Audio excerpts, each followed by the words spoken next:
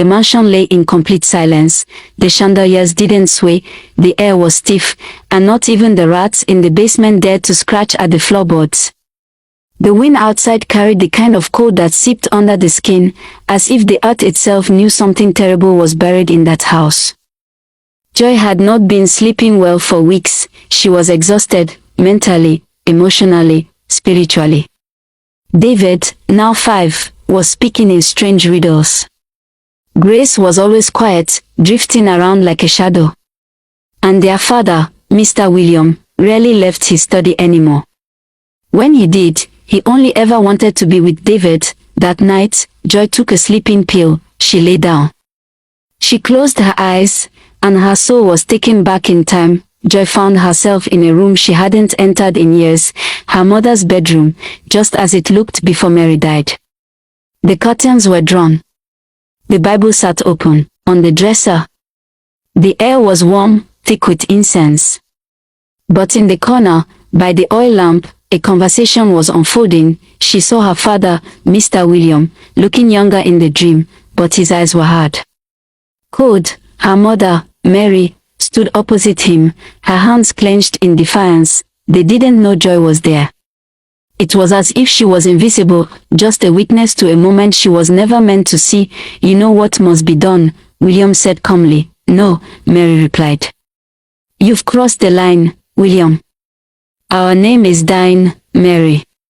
I've waited for a son for years. The ancestors have spoken clearly. Our daughters will never marry. They will bear handsome sons for me. That is the solution." Mary stepped back in horror. "You want to use Grace or Joy?" She spat. "You want to make them mothers of your own son." "It is not unnatural," he replied, eyes glowing faintly. "It is divine. What we carry is sacred. If they agree willingly, the line continues. The boy will not be ordinary." "You're sick," Mary whispered. "This is not from God. This is something else. It is from the ancestors." "No. They want me too," she screamed. "They want me in my dreams."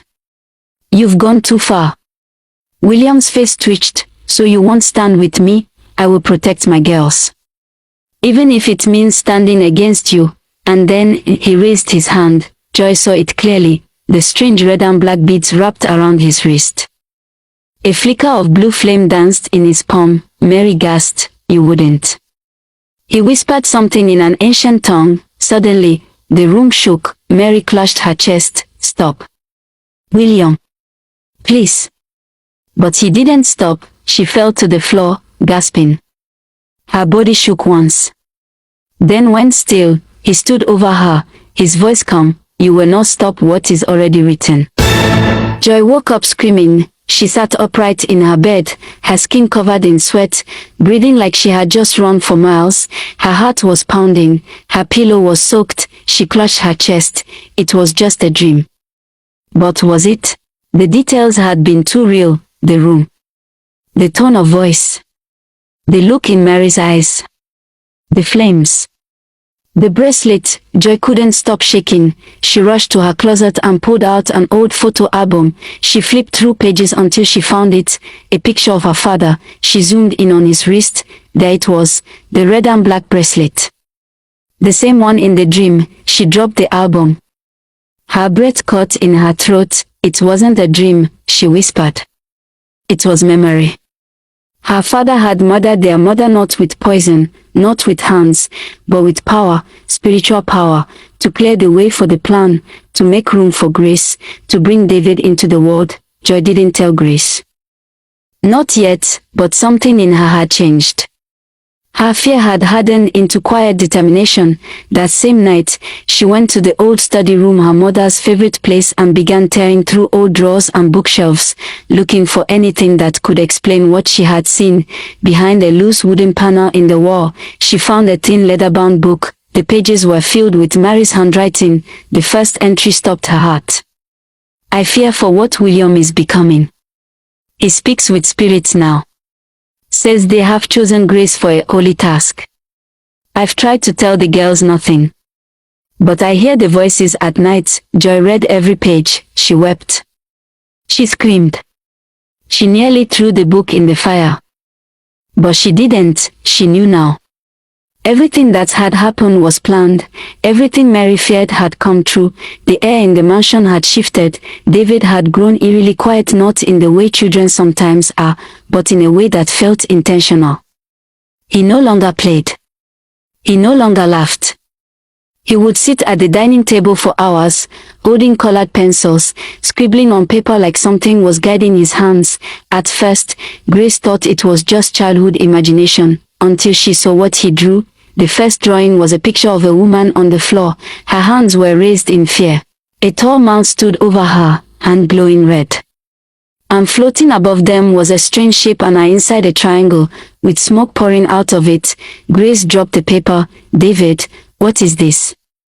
"It's Grandma," he replied softly, not looking up when Grandpa made her sleep. Grace's throat tightened. "Who told you that?" He shrugged. "She did.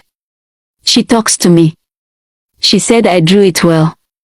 Grace locked herself in her room for hours that night. Joy found them under David's pillow, under the couch cushions, and inside kitchen drawers.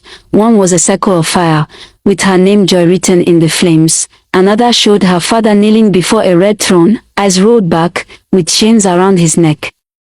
One showed the mansion, split in two, and black figures climbing from the earth beneath it. Joy knew now. David was remembering things no child should know, or worse, he was seeing the future. Late one night, Joy stood at the edge of her father's study. The heavy oak door was slightly open. A single candle flickered inside. The air smelled of palm oil, dust, and old blood. Mr. Williams sat at the desk, tracing a line across an ancient scroll with his finger. He looked tired, but not weak. There was still power in his bones. Joy stepped in. "I need to talk to you." He didn't turn around. "You found her journal." Joy's heart skipped. "You killed her," she said, her voice trembling. She said no, and you killed her. He sighed and turned slowly. "She made a choice." "So did I. She was your wife. She was weak. She was right." His eyes glowed faintly. The room felt heavier. "You don't understand what this family is," he said. "We are not like the others. The blood that runs in you is old. Sacred. It demands preservation. By sleeping with your daughters." Joy spat. "By creating him," he replied, calm. "The boy is not ordinary. He is destiny made flesh. You sacrificed her. And you're using grace. You've twisted everything." He stood. "Do not push further, Joy. If you try to stop what's coming, the house itself will turn on you. It watches. It remembers. It punishes." "I don't care," she whispered. "You've brought something evil here. I'm going to end it." He looked at her for a long moment, then smiled coldly. "Then you've already chosen your death." Joy returned to her room, shaking. Her head hurt. Her skin felt bruised. She fell onto the floor beside her bed and cried until her throat went dry. Then she remembered her mother's journal. She opened it again. A piece of yellowed paper slipped out from between two pages. A letter, addressed but never sent. Joy unfolded it. "Theo Ezekiel, 12 Glover Street, Old Ife Road, Ibadan, Nigeria. Dear Ezekiel, I pray this reaches you. You were right. William has changed. He claims he speaks to the ancestors, but the things he says, they are not of God. He says our bloodline must be continued through Grace or Joy. I fear for their safety. I fear for my life. If anything happens to me, please come for them. Save them. I don't know who else to trust. Mary William."